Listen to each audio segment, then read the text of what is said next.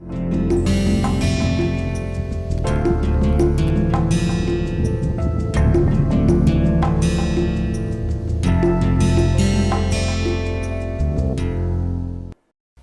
last time we did versions of Hensel lifting, right? So main theorem of Hensel lifting is this one.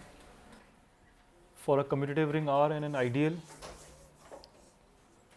pseudo coprime factorization can be lifted from mod I to mod I square by a closed form expression.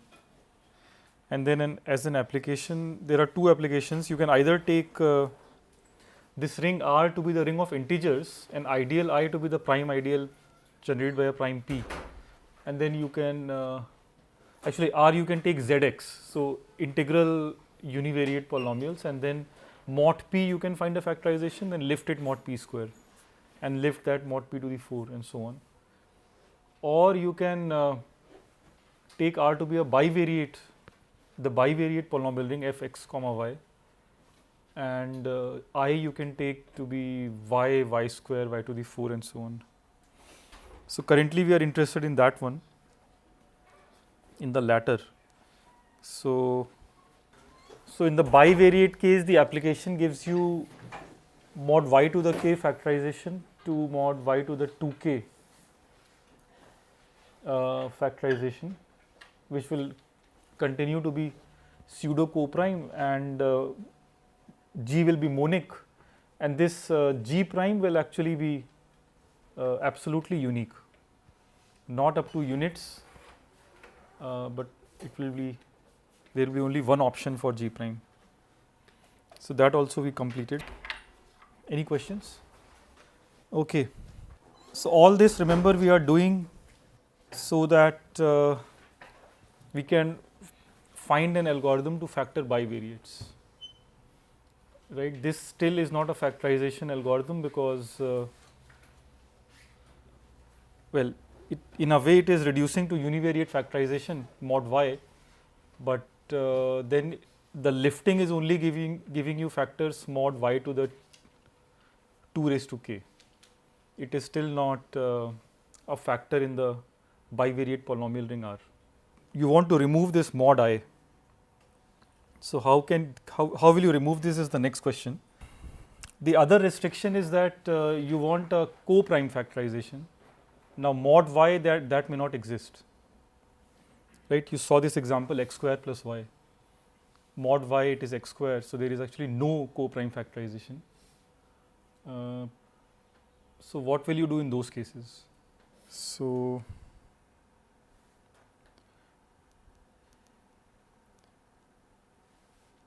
what to do when f x comma y mod y is squareful? In fact, a square is the worst case.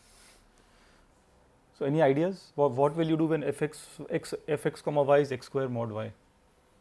Then you don't even have a starting point. So what you do in that case is you shift your starting point from mod y to something else like mod y minus alpha, mod y minus 1 for example. So in that example of x square plus y, if you change your origin from y minus 0 to y minus 1, you will get x square plus y minus 1, right, which mod y is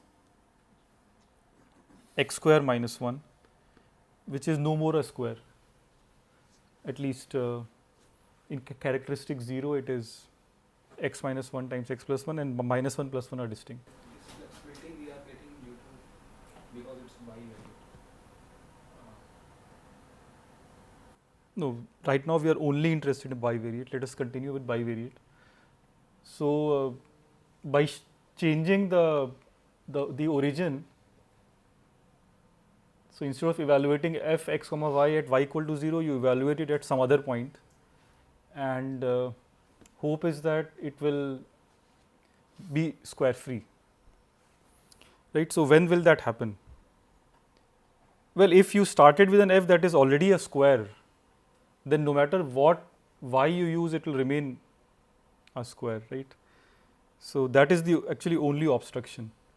As long as f is as a bivariate polynomial, it is not square full, it is square free. You can find a y such that it continues to be square free. So basically, we can always do that. We can always do this. There exists a shift of y such that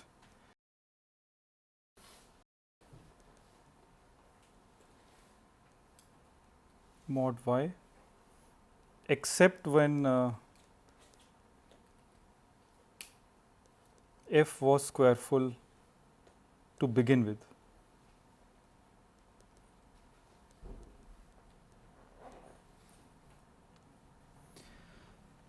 If as a bivariate it was square full, then you cannot do anything.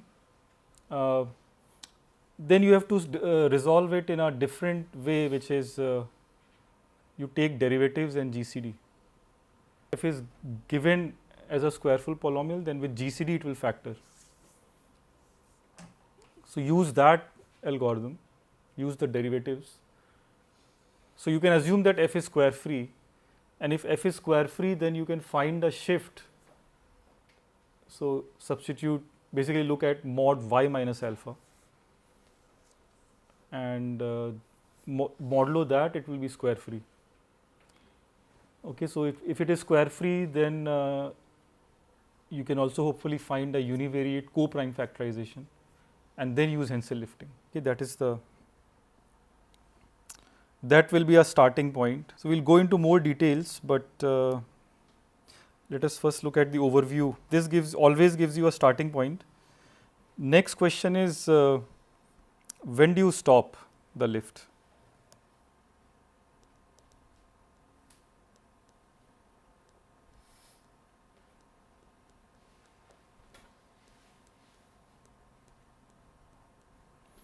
Because you have seen this example where polynomial was irreducible and it kept on factoring mod y to the 2 raised to k ad infinitum.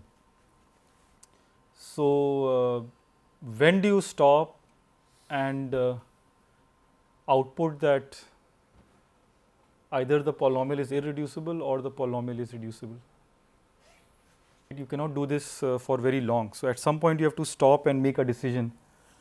This actually is a trickier point, and so here we will use the strong properties of Hensel lifting, and we will also use this invariant of resultant, okay, to make this thing work. So that will tell you when to stop, do some computation and output, either output a factor or output that it's irreducible.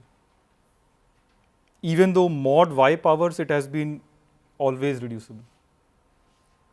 Those steps are, so suppose you reach a point 2 raised to k,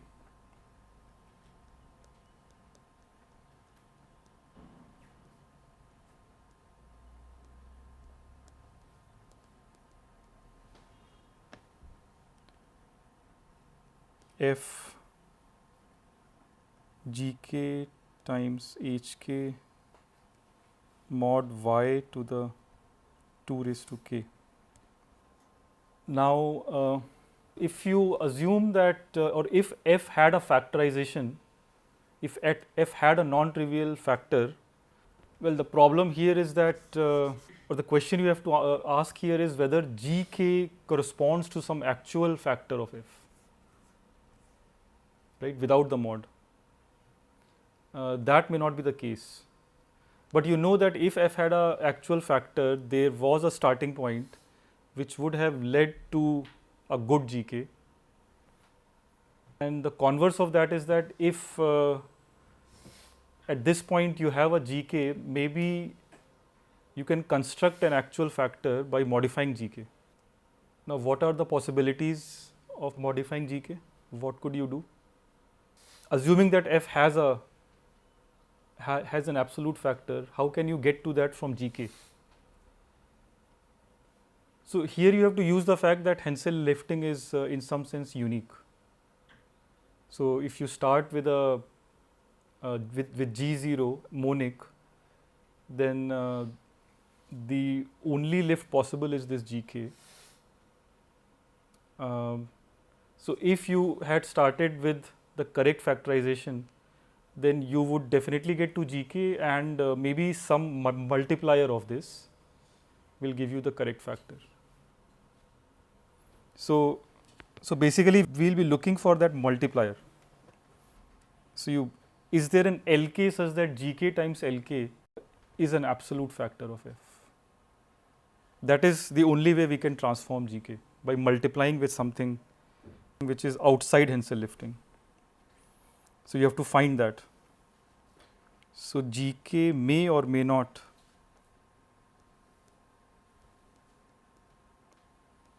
correspond to an actual factor of F.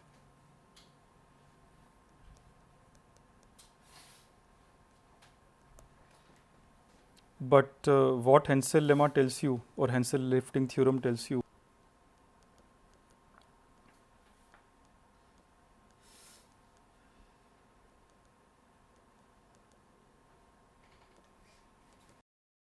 is that some multiple of GK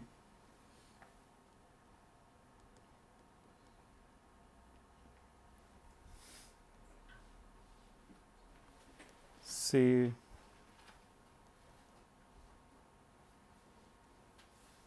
GK times LK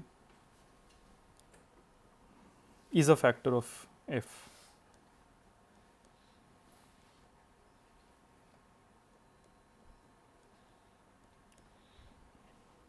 Is this point clear? Do you see we need to talk about multiple of GK instead of GK itself? So if you look at G0, since G0 is a factor of F mod Y, G0 actually may be properly dividing an actual factor of F mod Y. So F has an actual factor which further factors when you go mod Y, right? So G0 may just be a part of an actual factor, it may not be the full factor, because you are only doing computation in this limited precision mod Y, not absolutely, right? So G0 may be just a factor mod Y of the actual factor of F. So you will in general need to multiply with something, and so this LK we have to find separately. Okay, this Hensel lifting cannot give you, because the process of Hensel lifting is unique once you fix G0. So that will just uniquely lift to GK, but G0 has an associated L0 such that G0 L0 is the actual factor of F, but now seen mod Y. So that G0 L0 will keep on lifting and will become GK LK. Okay, that's the insight behind this. But LK is now unknown. This you have to come up with a method to find this. But you can compute this only mod limited precision, which is mod Y to the 2 to the K. So that is another problem. Will this precision be enough?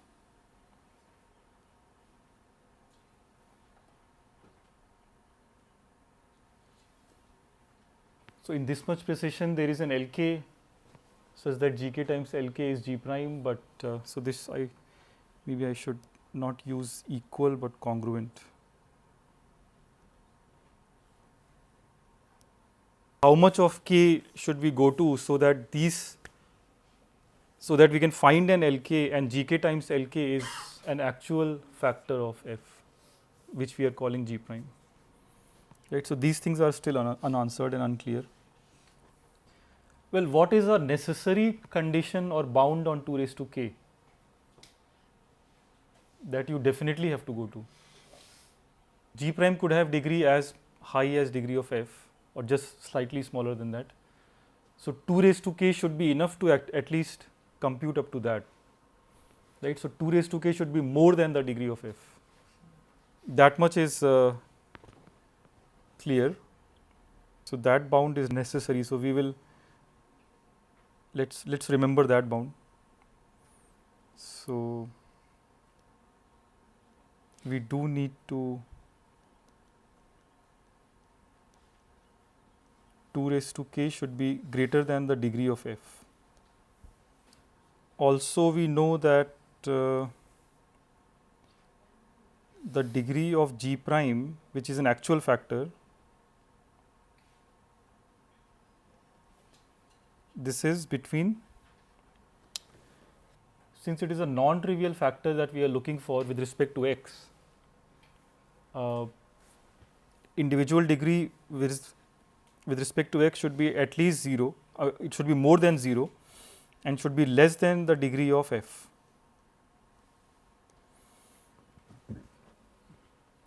Right, this is the definition of a non-trivial factor g prime of f with respect to x. So g prime that is currently unknown will satisfy this condition. Yes.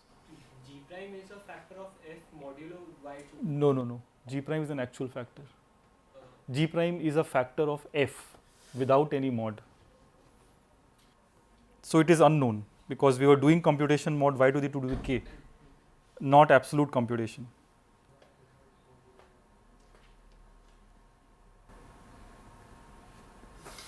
If LK is just is x free. No. LK we are not putting any restriction. We have computed GK and we are looking for G prime. So since we are looking for G prime, which is a non-trivial factor of f with respect to x, this range individual degree of G prime has to satisfy. Also 2 raised to k should be large enough. If 2 raised to k is very small, then there is no hope of getting information about G prime from GK. And also you have to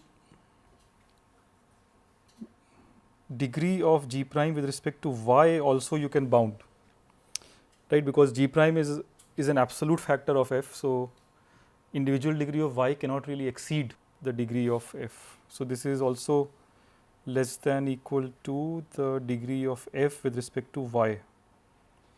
It could be equal. So for example, f could have been xy and G prime is just y. So that is a non-trivial factor with respect to x. Well, not quite. Maybe x square y and look at xy. So xy is a non-trivial factor of x square y, satisfies all these inequalities, and here it's an equality. Okay. So these are the bounds that you should remember. These will be important in the algorithm. Okay, so now we will use the trick that we have used many times before, which is that if you look at this congruence G prime congruent to GK LK mod y raised to 2 raised to k, G prime is unknown, LK is unknown, but GK is known. So how do you find G prime and LK? You have degree bounds on G prime, and so you also have degree bounds on LK. In fact, that also we can write here. So degree of LK with respect to x is less than degree of f, and that with respect to y is less than, well, 2 raised to k, because you are going mod y raised to 2 raised to k.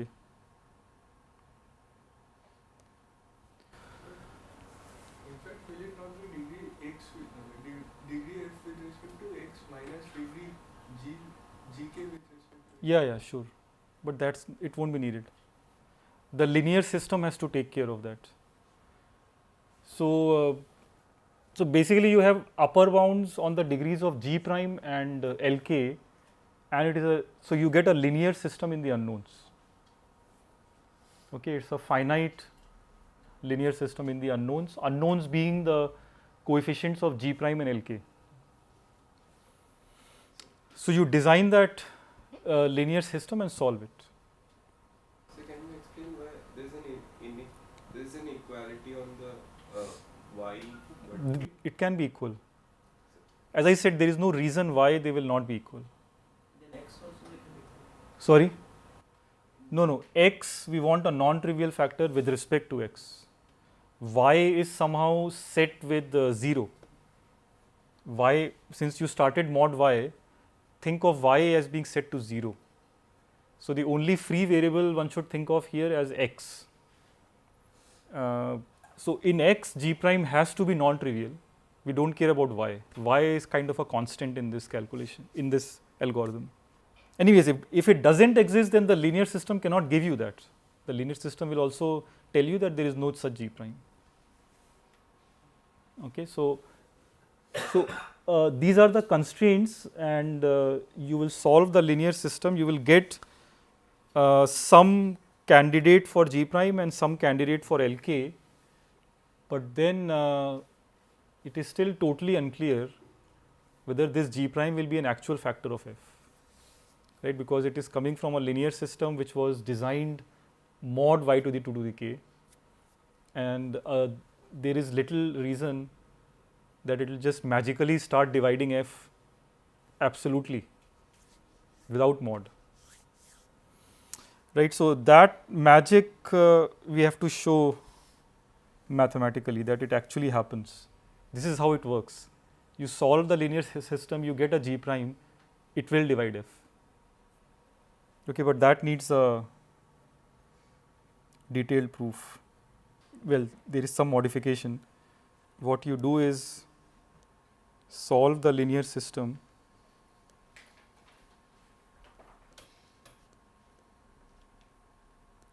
to find G prime x comma y,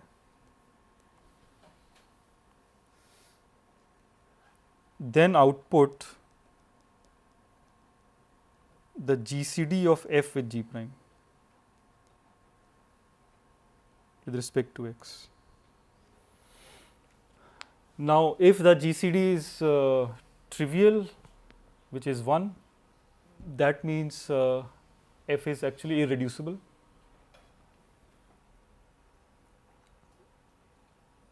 If the GCD is something non-trivial, then you have a factor.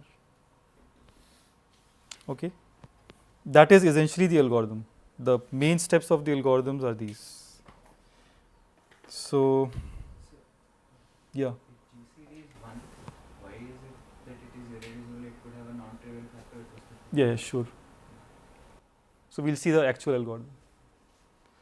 So this idea sketch motivates the following algorithm.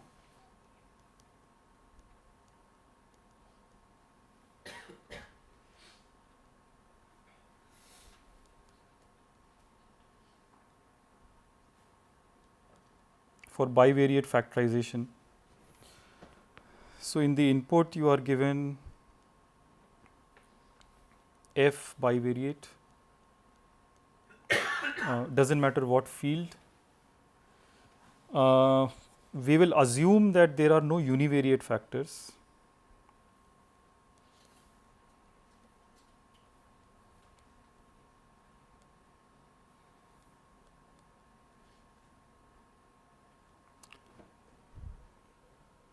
If there are univariate factors, them you can find anyways. If there is a univariate in x factor, then you can just set y and factorize by using the univariate factoring algorithm that you have as a subroutine. And symmetrically, if there is a univariate in y factor, you factorize with respect to that by fixing x. So we will not worry about the univariate factors. F we are interested in the bivariate factors. So the bivariate factors have both x and y, right? So in terms of one variable, the individual degree is strictly less because it's a non-trivial factor. In fact, that one we want to be x. So maybe that is another assumption. say with a factor like G prime, with a factor with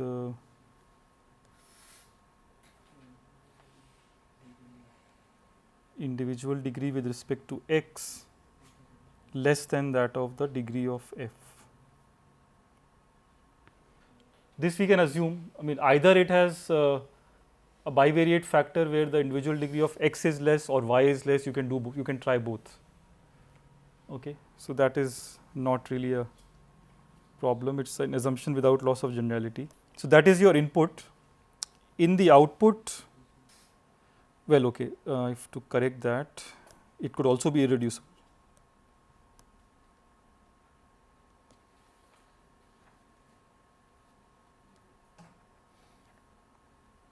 It is either irreducible or there is a non-trivial factor where the individual degree of x is smaller. We have to distinguish these two cases. So in the output, we will get a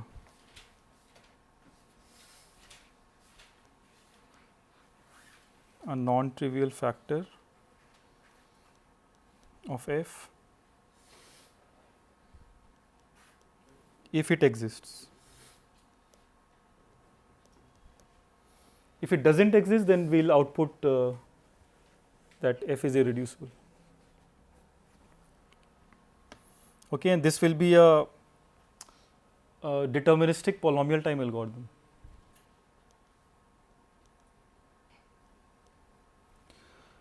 So in the first step, pre-process f to make it square free.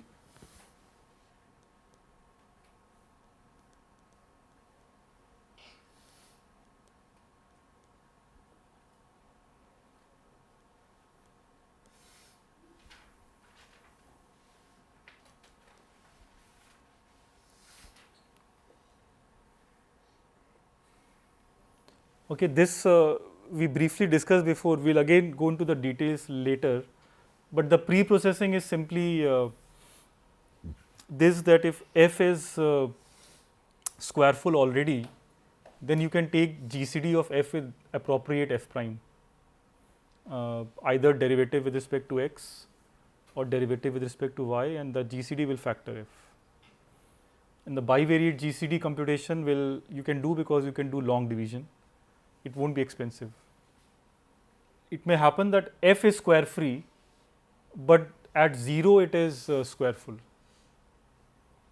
So in that case, we have to shift y by and make it y minus alpha, and that alpha we have to find. Now, why will it exist? How will we find it?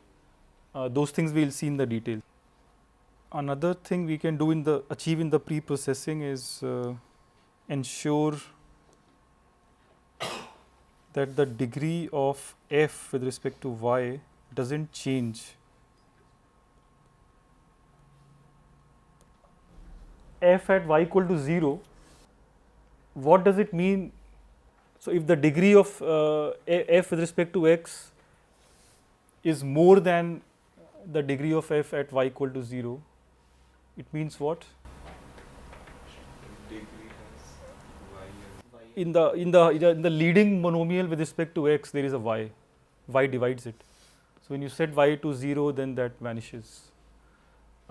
This is again a problem which can be solved by appropriately shifting y.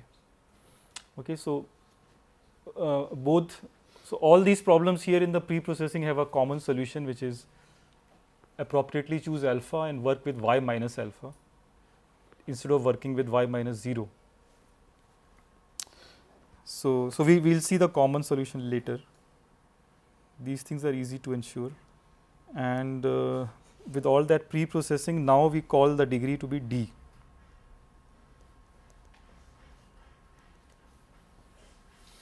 D is the total degree, and well, that we could assume earlier. We could assume that this is at least 1. If the degree of f with respect to x is not at least 1, then it means that it's free of x. Right, that is not our case. Okay, so this was essentially for free. Now we have a moderately nice bivariate polynomial which at y equal to 0 is square free, and at setting y to 0 doesn't change the degree with respect to x. Now if there was a bivariate non-trivial factor of f,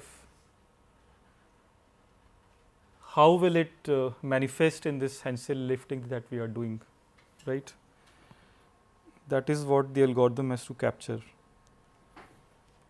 So, but the algorithm has no idea. So, the algorithm will just do the following.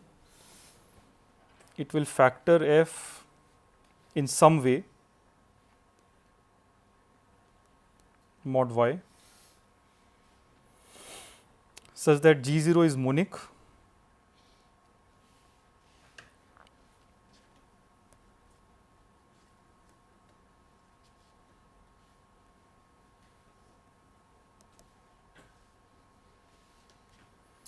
mod y. There is actually no y has been set to 0, it's just univariate factorization with respect to x. So, you pick a monic factor, call it G0, it's irreducible. G0 is irreducible over f or in fx, and its degree is strictly less than degree of f with respect to x, and obviously it is not a constant, so its degree is positive as well. Okay, so you factorize f at y equal to 0 and get this atomic factor G0. Now on G0 you do Hensel lifting sufficiently many times. So that bound actually I will now increase slightly. So Hensel lift k many times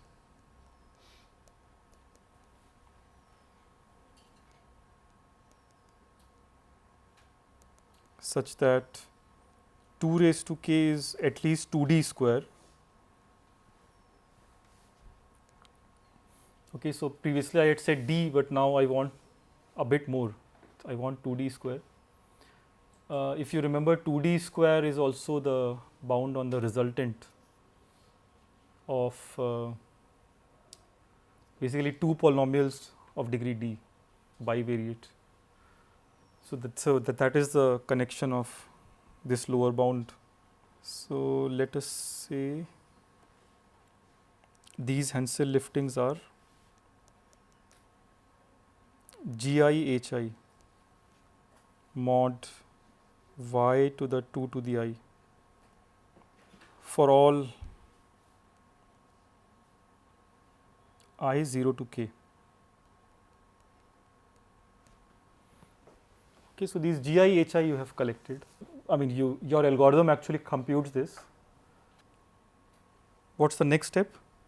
So next step is the linear system solver. You try to find Lk.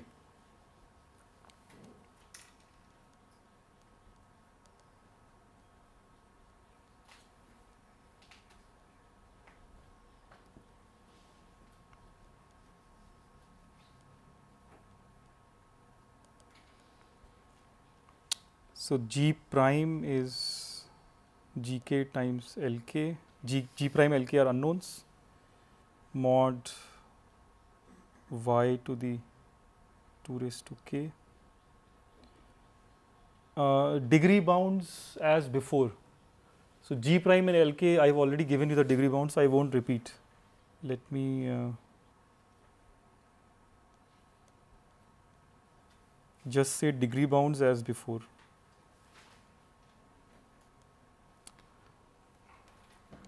For G prime and Lk.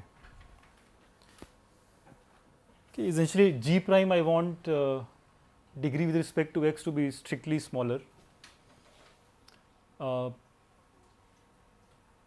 Degree of G prime with respect to y and degree of or degree of G prime with respect to y I want less than equal to that of f. Degree of y of Lk we don't care, less than 2 raised to k, and degree of x of Lk again strictly smaller than degree of f. Right, those 4 things you remember and solve the linear system. And last step is, as promised, just the GCD.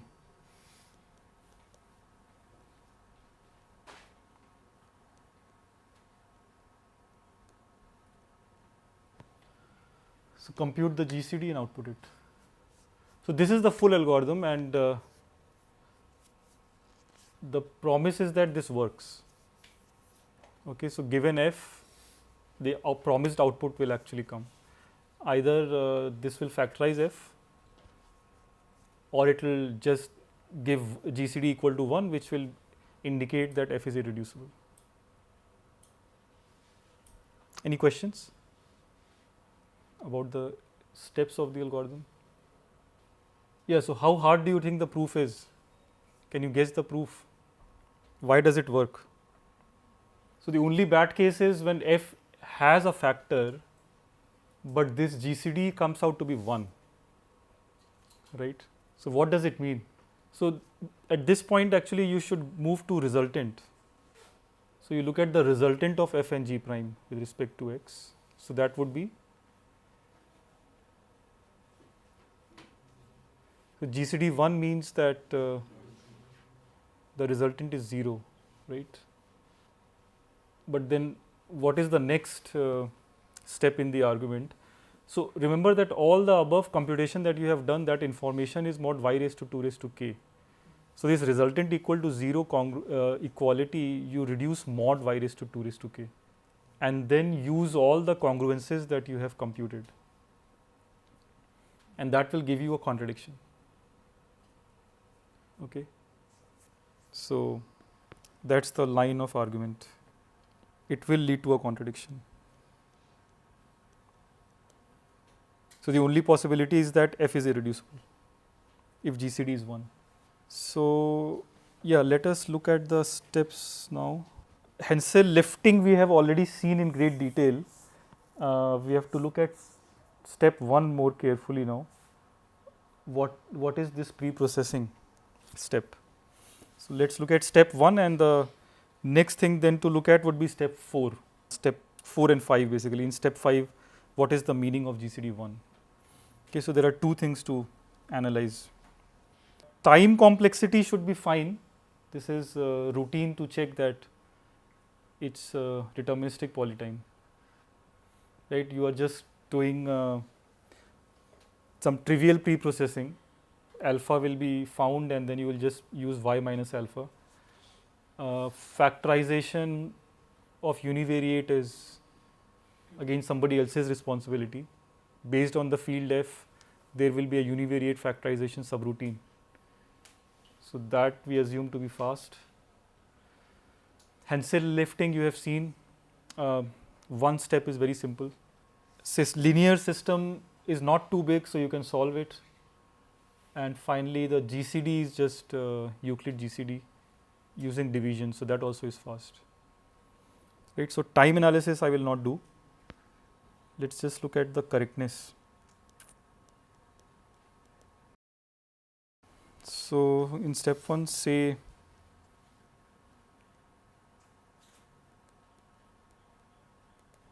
so either f is square full, that's one case. Other case is f is square free, but at y equal to 0 it is square full. So if f is square full, then then there are these simple cases. Either the derivative of f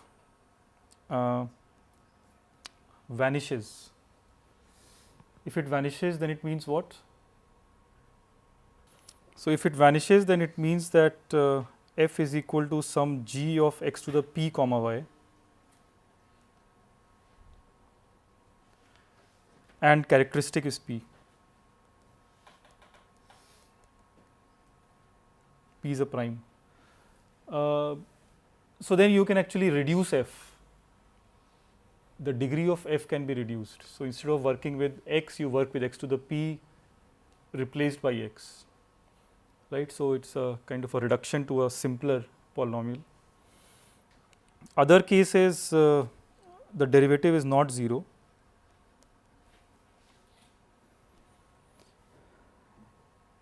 If it is not 0, then what do you do? Compute the GCD of F with it.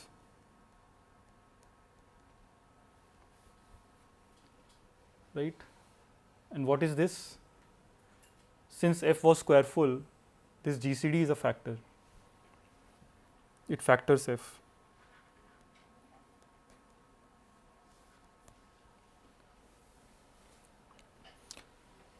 Okay, so square full case is done.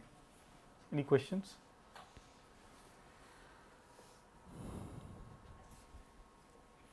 So basically we reduce to a simpler F.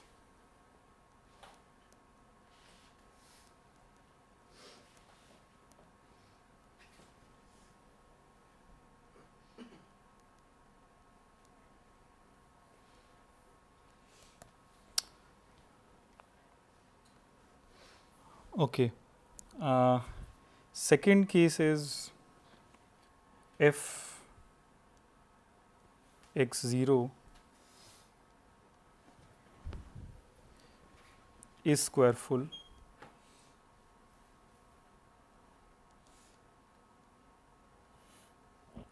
But F is not.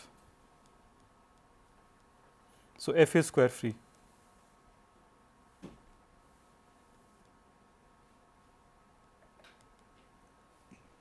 Okay, so this case is a bit trickier. What do you do here? This is the motivating example x square plus y.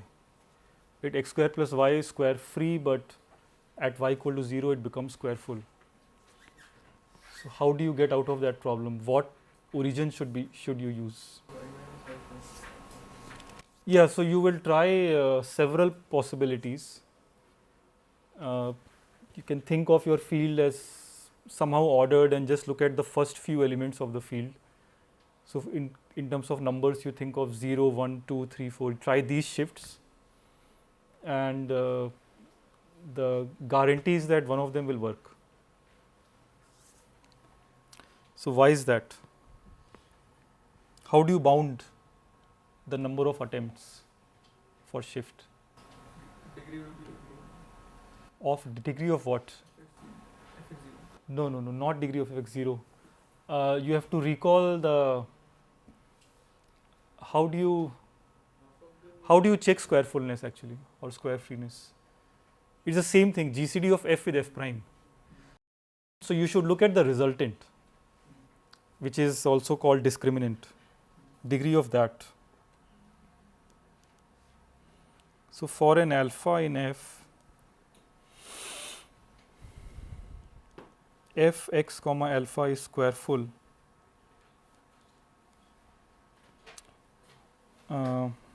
if and only if the GCD with respect to x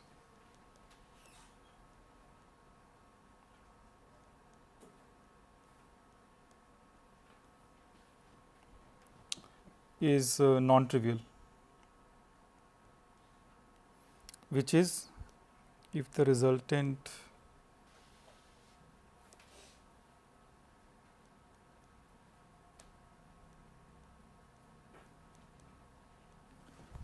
is resultant at y equal to alpha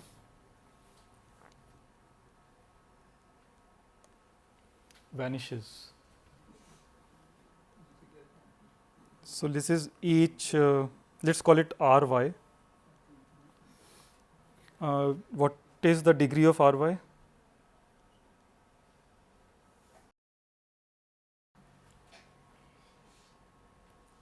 That is less than 2d square. So either R is absolutely 0 or it has less than 2d square roots. Is R absolutely 0?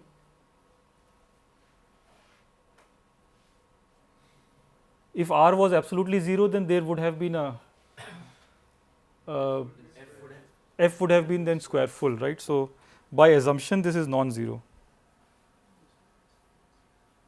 So because of square freeness of f, R is a non-zero polynomial of degree less than 2d square, so it cannot have so many roots. So you just try the first 2d square field elements.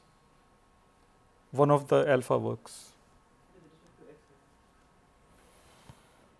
Yeah, that's true.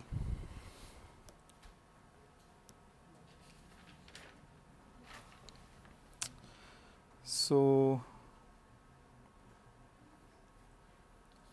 we have to ensure that the f evaluated at alpha does not decrease the degree.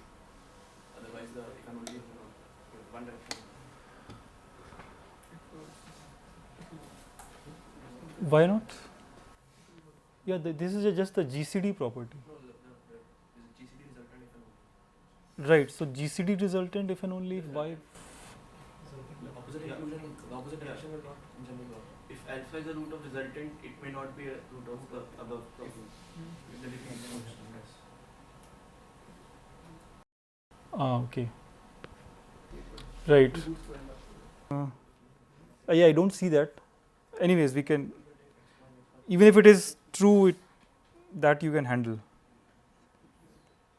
So basically pick first few alphas.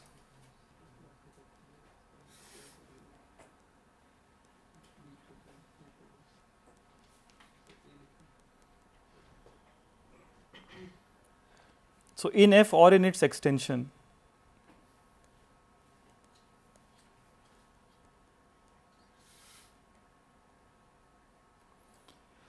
yeah, if you have to go to an extension, then that might become a randomized component in your algorithm. But if your field is big enough, then you will have 2d square many elements. So either way, somehow find these 2d square many elements and try all the alphas. So trying means that fix an alpha and then check whether the resultant is vanishing, and pick the alpha for which it is not.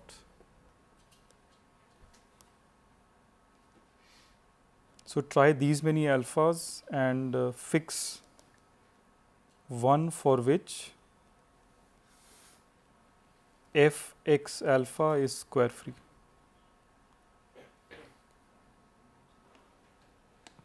Okay. So that is how you find alpha. This is just by enumeration and continuously check. Okay, this is and one last thing is the degree falling when you fix y equal to alpha. For that you just observe that the leading coefficient with respect to x of f has degree how much? It cannot exceed d. D is the total degree. So, and this leading coefficient of f with respect to x is a polynomial in y, cy we can call it, right. So cy is a non-zero univariate with degree at most d. So if you try out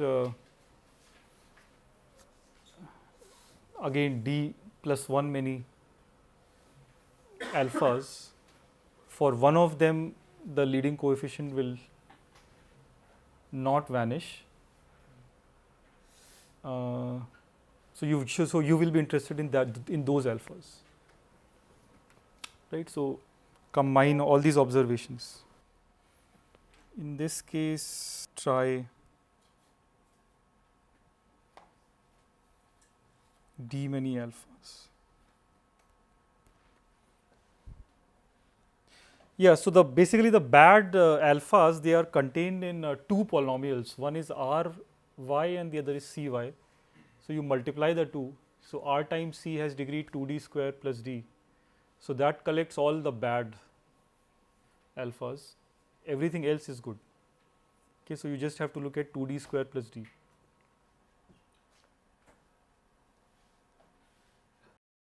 So overall, try D plus 2D square. It's just additive. Okay, so this completely describes step 1. So now let us move to the most interesting part of this, which is step 4. Step 4 gives a good G prime. No matter what G prime you pick from the linear system solver, it will work.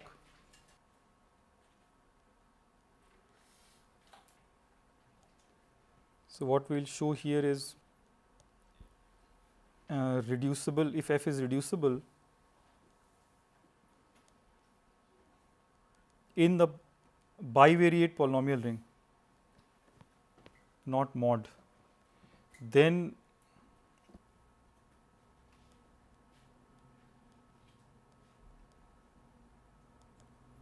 yeah, for now forget about step 5. Actually, even in step 4 you have to first prove something. Suppose f is reducible, how are we certain that the linear system solver will be able to output something? There may not be any solution. The linear system may be infeasible, right? So you have to actually prove that when f is reducible, the linear system is feasible, right? That what G prime it gives is another matter that we'll show later. But why should some solution of the linear system exist? Why is the system feasible? So how do you show this? This is not difficult to show.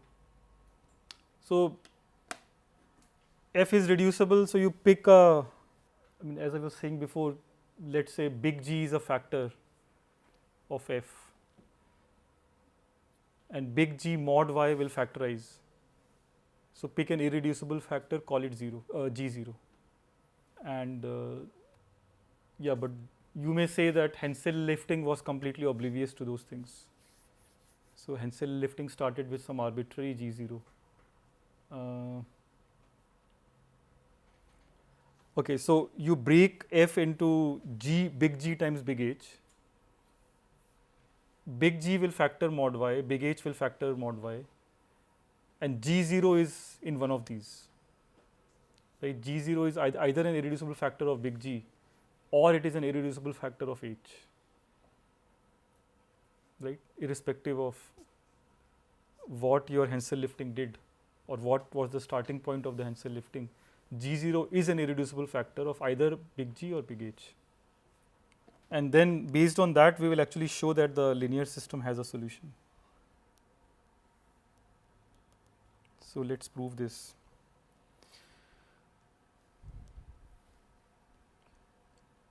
Since G0 is an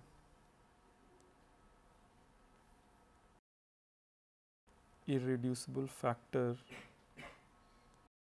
of f mod y,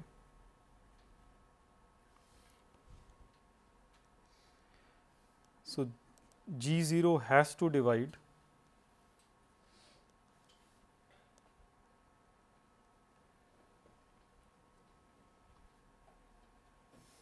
some irreducible factor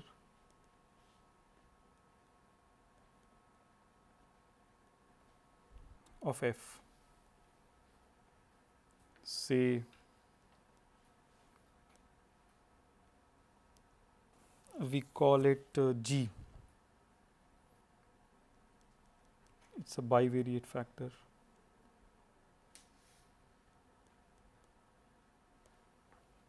Is this clear? You have assumed f to be reducible. So this G0 that Hensel lifting picked as a starting point, it has to divide some actual factor G obviously mod y, right? Any questions? So this means that now you can write these congruences. So f is equal to g times h over f,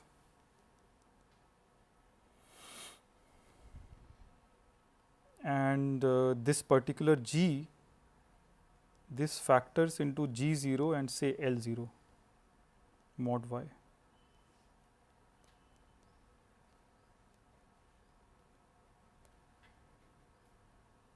That is the starting point, right? F is factoring as g times h in the polynomial ring,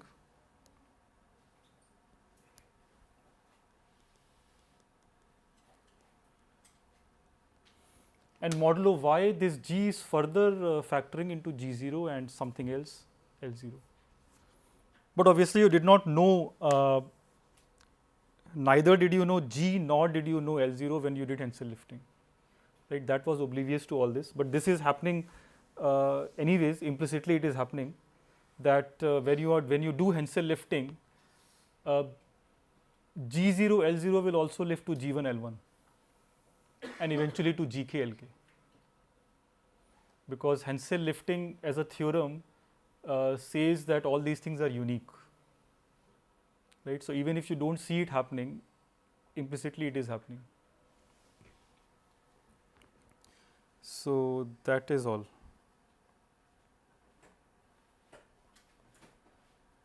So Hensel lifting k times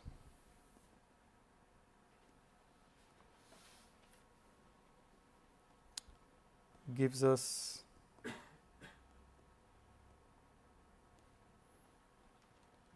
that G is gk prime. Were we using prime before? Yes, I am trying to do it formally. So this is some gk prime times lk prime mod y to the 2 to the k with monic gk prime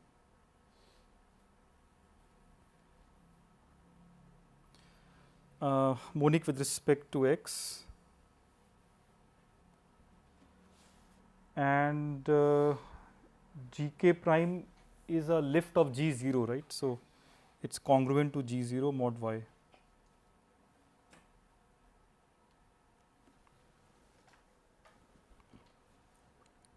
So that means that f is congruent to gk prime lk prime times h.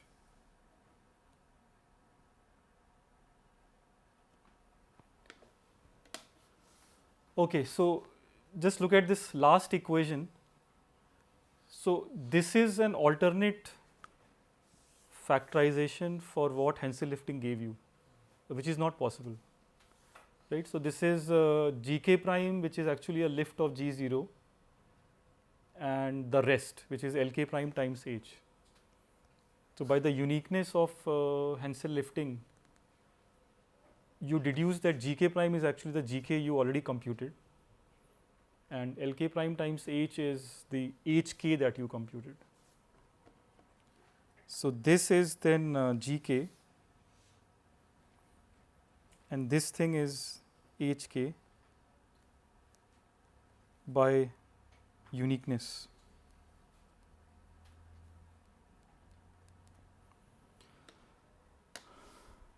Okay. So that means what? So that means G is gk lk prime.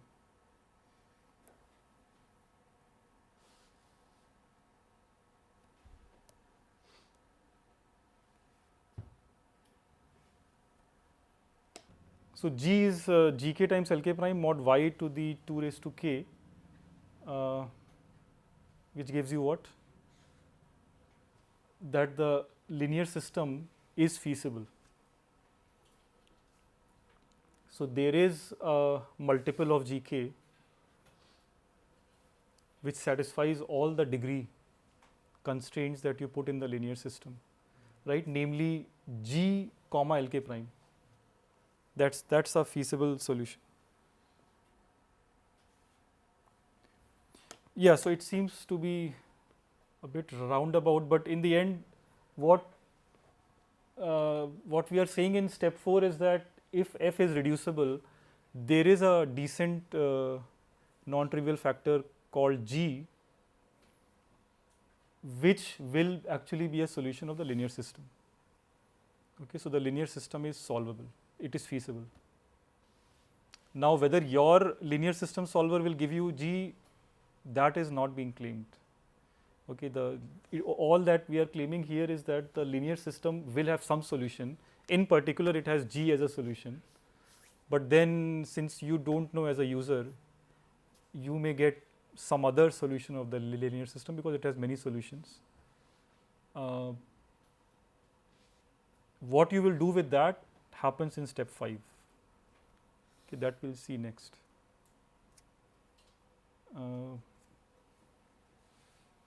Yeah, any questions? Okay.